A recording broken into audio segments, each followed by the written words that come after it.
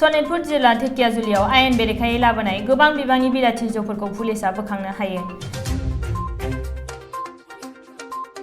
Dhekiajuli police थानानि लेङाइ नायगिदिंगिरि Bipul बिश्वासनि दैदेननाय police हान्जाया उदालगुरि आरो सनितपुर जिल्लानि सीमा ओनसोल 5-9 साखाथियाव थानाय 15 नं राजा लामायाव गंसे गारिजों आयेन बेरेखायै लाबोनाय गोबां बिबांनि बिलाथि जौखौ हमनो हायो। धेकियाजुलि पुलिस थानानि बिबानगिरि मन्टु चन्द्र दासनि बिथोन बायदियै बिपुल बिश्वासनि दैदेननायाव पुलिस हान्जाया सिग्रोमनानै उदालगुरिनिफ्राय सनितपुर फारसे फैनाय AS12M6297 नाम्बारनि गंसे मारुति भेनआव आयेन बेरेखायै लाबोनाय 10 कार्टुन बिलाथि जौखौ बोखांनो हायो। बोखांनो हानाय बिलाथि जौनि बेसेना 50,000 नि बांसिन जागोन होनना मिथिनो मोननाय जादों।